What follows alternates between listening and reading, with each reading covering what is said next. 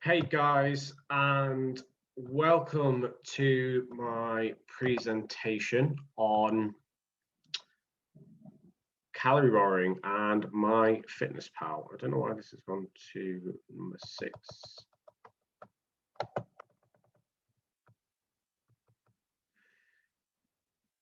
Okay, so I've had a number of people come through recently who've been struggling with the flexible dieting side of stuff. Either they are really good kind of like Monday to Friday, and then they struggle on the weekends just because they've got less structure around there, or they've got like a special event and they kind of want to let the reins off a little bit for that. So I thought I'd do this quick video on how to structure calorie borrowing within a calorie deficit, and like how it works and how you can have that little bit more freedom without having to get into this like yo-yo dieting cycle of being all on or all off. So let's get to the first slide. So normally within a calorie deficit, we will set you your targets. I'm just working with 2,000 calories a day here just because it makes the maths much easier. But for everybody who is within my coaching program, like one of the first things that we do is we set you your macros and your calories targets. So then you've obviously got to go into my fitness pal and adjust the target so that your calories are obviously kind of at the ceiling, and then you adjust the percentages up and down so that you've got your proteins and things. But that's in a scope for a different video. Let me just move my little head. So for example, this person's got 2,000 calories a day to put him or her in a deficit and losing weight, which gives them 14,000 calories to play with over the week. So what you've got to remember is when you're trying to lose weight, it's being in a calorie deficit over weeks and months that is more important than the day-to-day. And when you get hyper-focused on the day-to-day, this is where the mindset of the all-or-nothing mindset comes in of, oh, I've messed up on my diet, right? There's no point in tracking like for the rest of the week now. Whereas actually, if you go higher on like one day, but then you balance it out for the rest of the week, as long as your calories are in a deficit over the week, that's what's going to make the bigger difference in terms of like body fat storage, etc. Your hormones work over a much longer period of day-to-day. Work over a much longer period than day to day. So this weekly total is more important than the daily total. So that's the first thing you need to wrap your head around, is that your weekly calories are much more important than what's happening on a day-to-day basis. So calorie borrowing. So this is where these individuals are much more structured during the week, but they like to have a few things on the weekend. They might like to have a glass of wine with their evening meal, or they might want to get a takeaway or something like that. They just need to be a little bit more flexible on the weekend. They need some extra calories in there. They're at home, they're not working, like food, it always comes up. So this is one way around it. So the yellow bars are obviously the person that's doing 2,000 calories every day, and it's Monday through to Sunday is the same each day. Whereas in the blue, what you've noticed is we've dropped 200 calories off Monday to Friday. So they've now got 1,800 calories Monday to Friday. Now, 200 calories is a slice of bread, or changing your latte to a black coffee. Like that's each one of those about 150 to 200 calories, depending on your serving size. So it's not a massive amount to kind of change day to day. And if you are more strict Monday to Friday, very easy to find ways to drop kind of 200 calories out.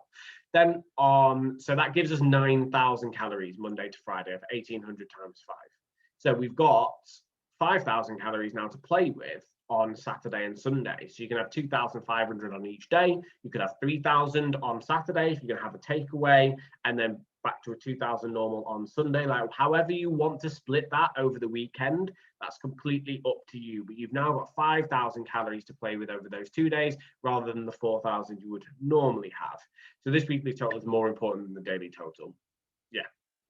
So It still worked out as that 14,000 calories, even though we've kind of split it slightly differently. You're still going to be in a deficit. In theory, you should still be losing the same amount of weight doing it this way as doing it the previous way. Obviously, if you weigh in then on Monday, if you've had a takeaway, something with more carbs in it and more salt, especially, you may be retaining water. So for Monday and Tuesday, your weight is probably going to be up. So don't freak out if that happens. What I would always do if you're doing this is make sure you get your average weigh-ins from like Wednesday, Thursday, and Friday, just because these big meals, especially if they've got some stuff in there that you wouldn't normally have if you've been eating relatively clean and then you throw a takeaway in there, like you're going to be retaining water, and the number on the scales, it isn't necessarily body fat coming on, it's retained water, and that will come off. Now, I wouldn't advise you then going and having a takeaway every single weekend.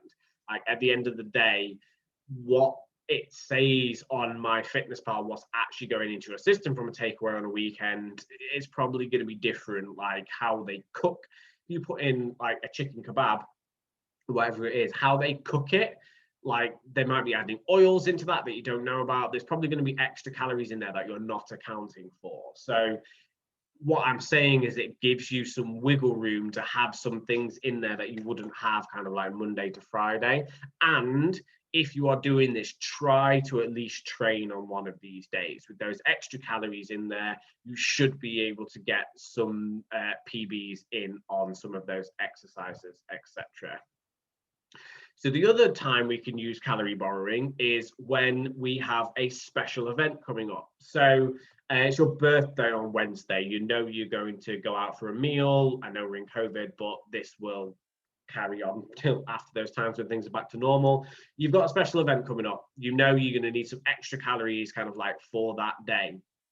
So what we could do is figure out you need an extra 500. You're going out for an evening meal, so your normal evening meal will be 500 calories. You want an extra 500 if you want to have a beer and maybe a pudding kind of with it.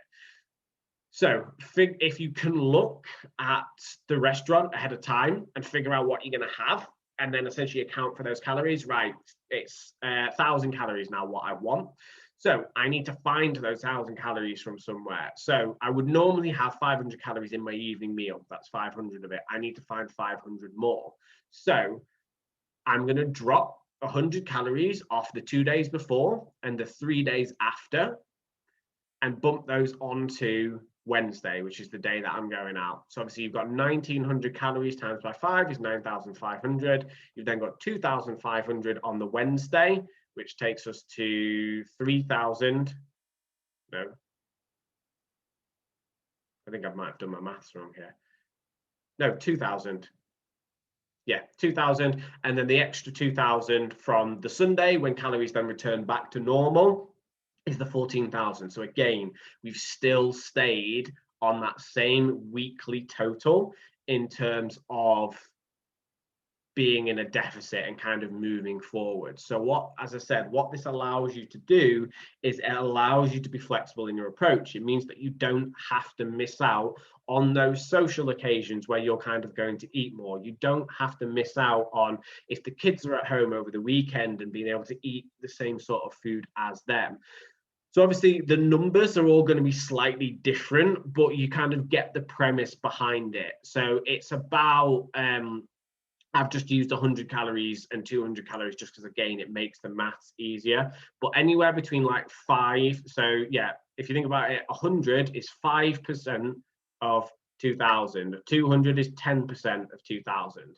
So if you drop 5% from each one of these days and then add it to this one, you've got an extra 25% of calories on top of what you would normally have.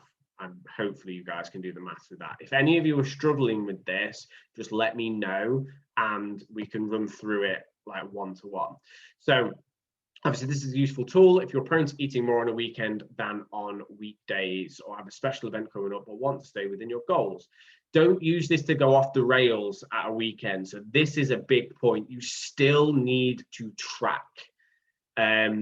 it's very, very easy to overeat, especially if you've been in a deficit for a long, long time. This should not be used as an excuse to basically cheat on your diet and go and completely go off the rails and binge. So that's when you can then get into a horrible cycle of basically over restriction and then binging at a weekend, over restriction and binging at a weekend. And that will mess with your relationship with food. I'm trying and heal your relationship with food. So you must still track food and stay within your calorie deficit in order for this to succeed. So yeah, basically don't go mental with it. You've still got that calorie ceiling you're kind of trying to stay under. Sometimes you may go a little bit overboard and end up, rather than eating 2,500 calories, you eat 3,000 calories. Okay, that's fine.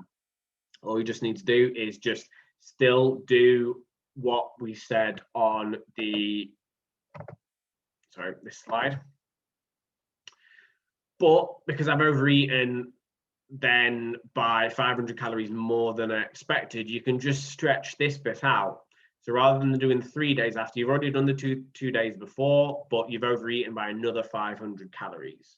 So then you'd want 3, 4, 5 days after, or 5 more days basically after that. So you can stretch that out just to kind of even it out, because again, it's over the week, but it can be over 2 weeks, it can be over a month.